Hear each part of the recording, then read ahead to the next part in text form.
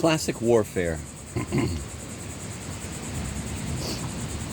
In the 17th and 18th centuries, the main effort of the men of war was directed to controlling the mechanical monster in order that as many as possible of the humane features of warfare might be preserved. It was not possible to give up technical inventions, artillery and fortifications, but at least the rules of tactics and strategy could be so multiplied as to allow the intellect and the valor of the commanders to retain a semblance of supremacy among the factors entering into the struggle. Chivalry stood for an attempt to endow instinct with a kind of correct deportment. Warfare in the classical age of Western Europe was conducted with great formality because there was a wish to preserve and renew this correct deportment, notwithstanding the advent of inhuman factors. Following the desolation left by the 30 Years' War, there was a desire to keep expenditure within bounds. Men cost dear, and to avoid alarming a population so thoroughly as to render recruitment impossible. Vauban turned siege into a kind of mental operation carried out in stages, and these stages, it has been well said, were rather like the 5 acts of a French classical tragedy. Quote, "It is at this period that war did indeed become the equivalent of a game of chess.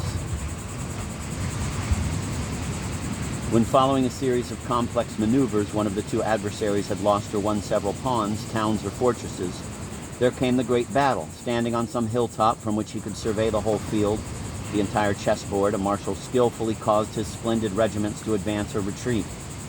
Check and mate, the loser put his pawns away. The regiments marched off to winter quarters, and everybody went about his business pending the next game or campaign," end of quote. It may be inferred that every time war has recovered the aspect of a game, this was because society wished to reintroduce the passion myth into its culture. That is to say, wished to confine a lawless force within a framework and give it a ritual form of manifesting itself. This is what actually happened in the 17th century, as may be seen from the chapters on L'Astre and on French classical tragedy in Book 4 above.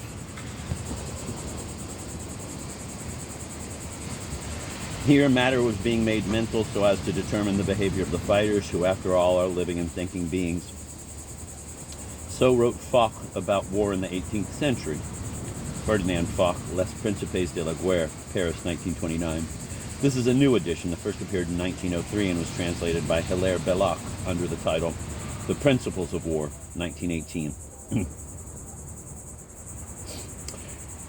Here, matter was being made mental so as to determine the behavior of the fighters, who after all are living and thinking beings. So wrote Foch about war in the 18th century. It is a curious remark, but it is based on a passage in Van der Goltz, which is worth quoting. Quote, "The mistake made by generals who can only follow rules is that they look upon the aim of war as being to carry out neatly organized maneuvers and not to wipe out the forces of the enemy. The military world has invariably fallen into this mistake whenever it has neglected the natural trend of things and the influence of the heart on human resolution, and has abandoned the plain and simple notion underlying the laws of war. That matter must be made mental," end of quote. The statement is typical of the attitude of mind that made its appearance with the French Revolution, at a time, that is to say, when collective instincts and catastrophic passions were being let loose. The two modern strategists I have quoted do in fact blame the generals of Louis XIV and Louis XV, of Queen Anne and Frederick the Great, for having sought to carry on war at the price of getting as few men killed as possible. Yet this was the supreme achievement of a civilization whose whole aim was the regulation and ordering of nature, matter, and the determinism of both, according to the laws of human reason and of personal benefit. It may have been an illusory aim, but without it, no civilization and no culture are possible. Racine, too, as I have recalled, was at one time of the opinion that it is possible to construct a tragedy without using crime as the chief ingredient.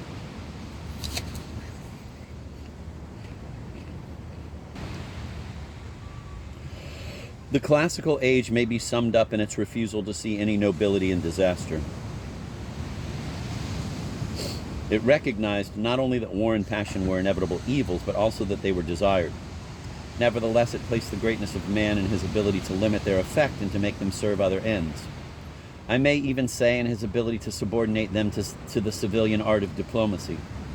Louis XIV was wont to engage in war over legal and personal questions unconnected with national honor.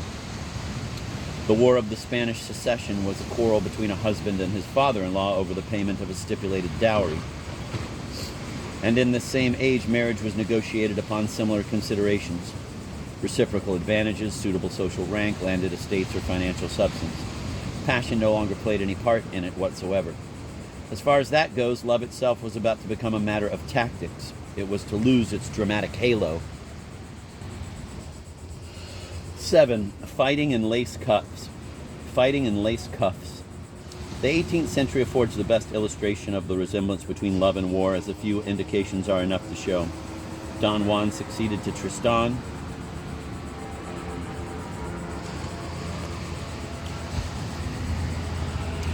Don Juan succeeded to Tristan, perverse sensuality to fatal passion, and at the same time war was profaned.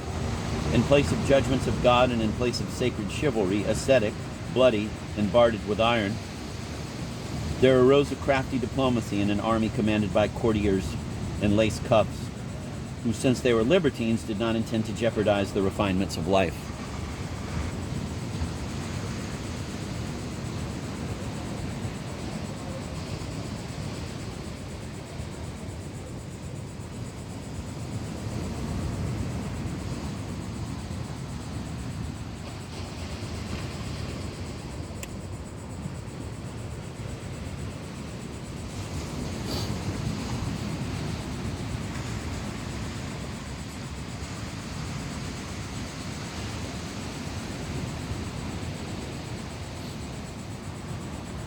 The epic legends and likewise the romances of the Round Table abound in accounts of incredible slaughter. A knight depended for his fame on the number of enemies he had transfixed, the number of heads he had cut off. If possible, he had to cleave a man in two at a single stroke of his sword. The ferocious exaggerations in these tales show plainly enough what actually excited the passion of men and women in the Middle Ages. Glory be to blood. But in the 18th century, it was considered a famous feat to have reduced an invested town at the price of only 3 dead on both sides.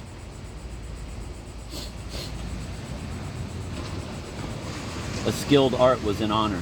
Marshal de Saxe wrote, "I do not favor battles, particularly at the beginning of a war.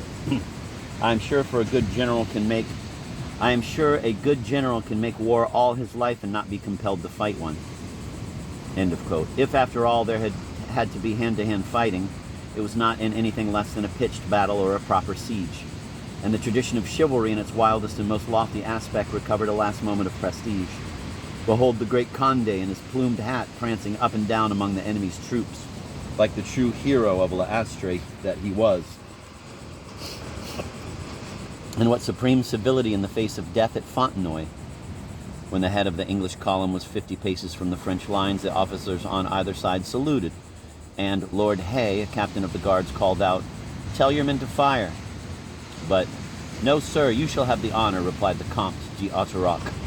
The first volley mowed down the French.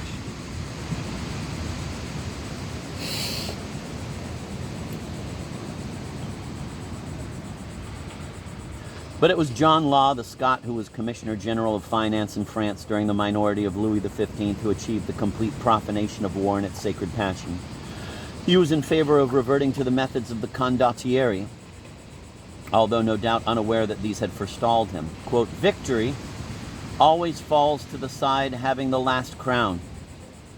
France keeps up an army costing 100 million a year, which means 2 milliards every 20 years. We are not at war for more than 5 out of those 20 years, and this war, moreover, puts us back at least 1 milliard. It thus costs us 3 milliards in order to make war for 5 years. Lasting success being uncertain, what is the consequence? That with plenty of luck we may expect to destroy 150,000 of the enemy by fire, sword, flood, famine, fatigue, and disease. Thus the destruction, either directly or indirectly, of one German soldier costs us 20,000 livres, to say nothing of the losses suffered by our own population, losses which are only repaired at the end of 25 years. Instead of all this costly, clumsy, and dangerous paraphernalia, would it not be much better to save money by buying up the enemy's army whenever occasion arose? An Englishman has reckoned that a man is worth 480. That is a topmost figure, and they are not all so dear, as everybody knows. But at least we should save half our cash and the whole of our population, for in return for our money, we should get an extra man, whereas under the present system, we lose the man we had without being able to employ the other whom we destroy at such cost. End of quote.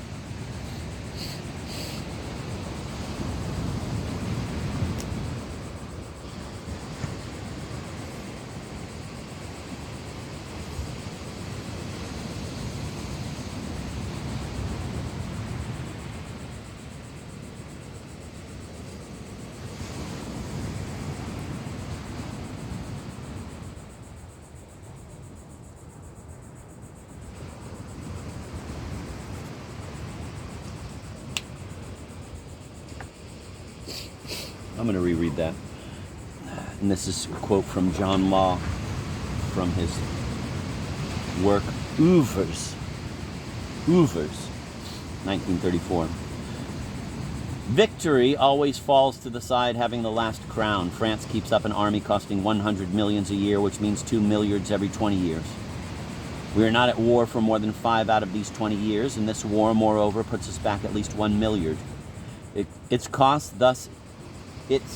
thus costs us 3 milliards in order to make war for 5 years. Lasting success being uncertain, what is the consequence?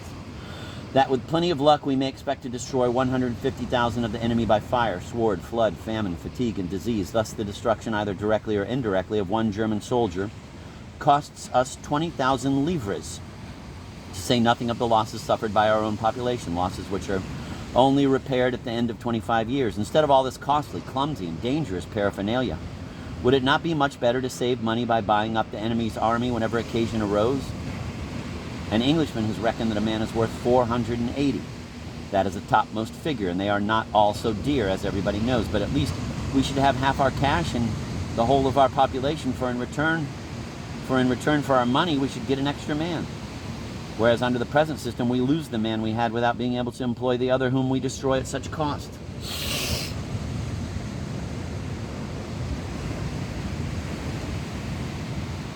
The Goncourt brothers have admirably discerned the fundamental identity of what occurred in love and war during the 18th century. This is how they describe the tactics of the ruse of the period. It is this, quote, "It is this warfare and this game of love that perhaps disclose the most profound characteristics of the century, its most hidden devices, and, quite unexpected in the French temperament, something like a genius for duplicity. What nameless great diplomatists and great politicians, more ingenious than Cardinal Dubois, more insinuating than Cardinal Bernis, were numbered among the little group of men who made the seduction of a woman the center of their thoughts and the main business of their lives.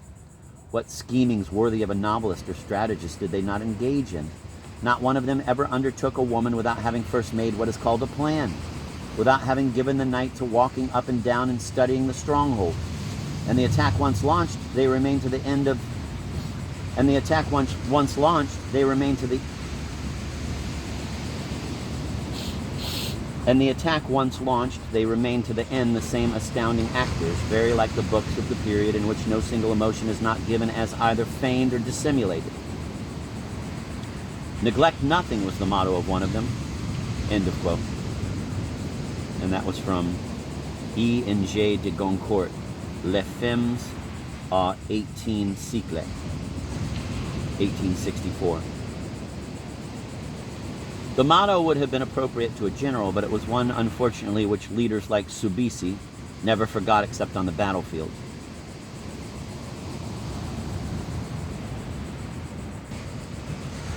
Eight, Revolutionary War.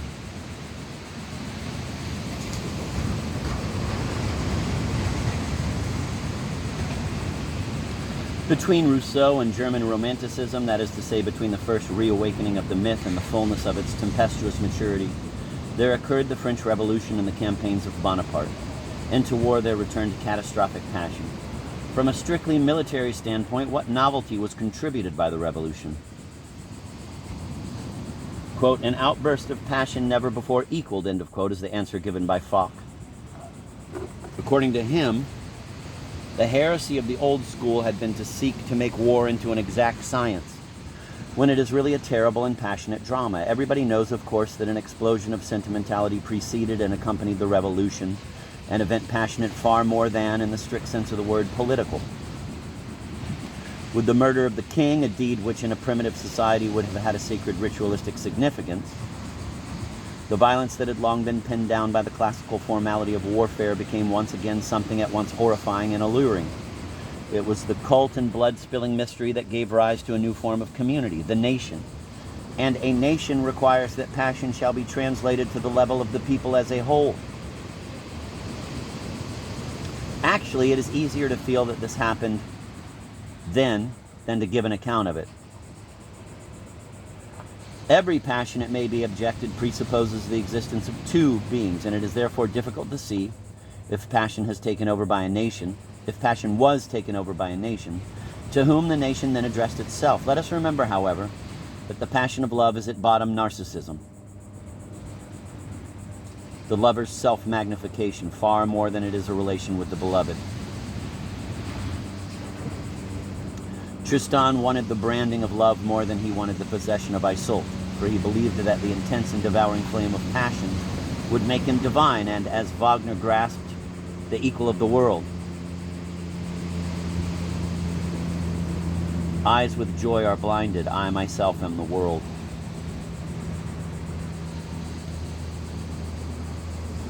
Passion requires that the self shall become greater than all things, as solitary and as powerful as God. Without knowing it, passion also requires that beyond its apotheosis, death shall indeed be the end of all things.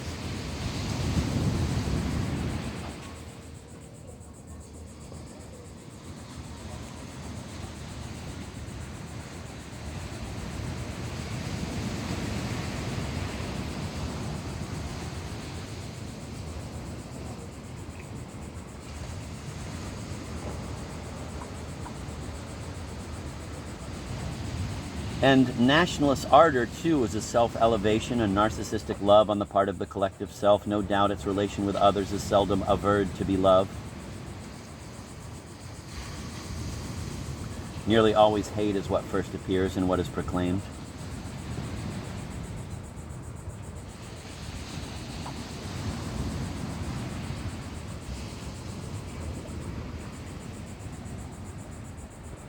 But hate of the other is likewise always present in the transports of passionate love.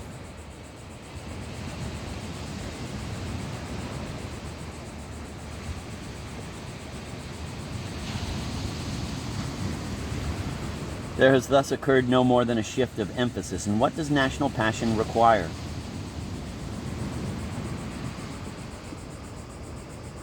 The elevation of collective might can only lead to the following dilemma: either the triumph of imperialism, of the ambition to become the equal of the whole world, or the people next door strongly object and there ensues war.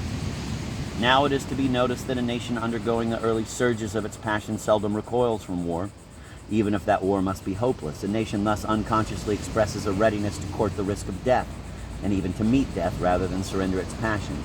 Liberty or death, the Jacobins yelled, at a time when the forces of the enemy seemed to be 20 times as strong as their own, and when, therefore, liberty and death were words very near to having one and the same meaning.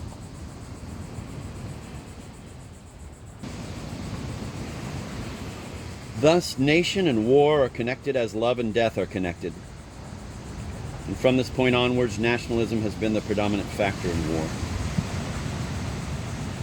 Quote, whoever writes upon strategy and tactics should confine himself to expounding a national strategy and tactics, for these alone can be of use to the nation for whom he writes, end of quote. Thus General von der Goltz, the follower of Clausewitz. And Clausewitz constantly asserted that the Prussian theory of war must be based on the experience gained in the French Revolutionary and Napoleonic campaigns. The Battle of Valmy was a victory of passion over exact science.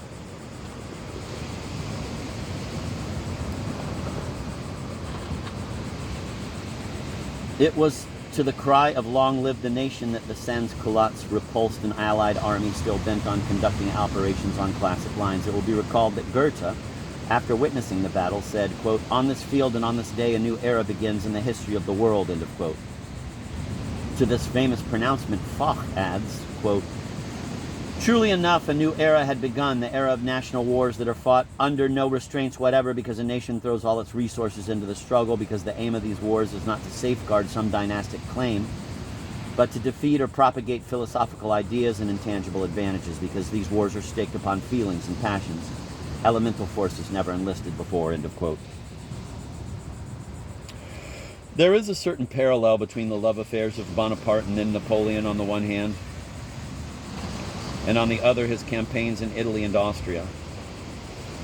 One kind of battle such as he engaged in corresponds to his conquest of Josephine, a bold stroke delivered by the weaker adversary, who hurls the whole of his forces against one decisive spot and bluffs. Another kind of battle corresponds to his dynastic marriage with the Archduchess Mary Louise. And this was a big affair destined to find a place in the textbooks. Wagram, for example, where military science, having assumed rhetorical proportions,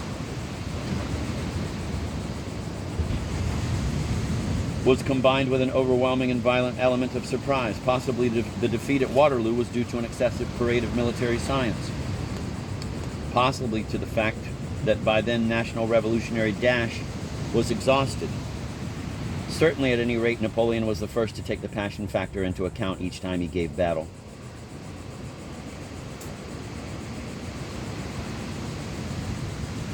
That is why a general whom he had just defeated in Italy was heard to exclaim, quote, "It is incredible how this fellow Bonaparte ignores the most elementary rules of war," end of quote.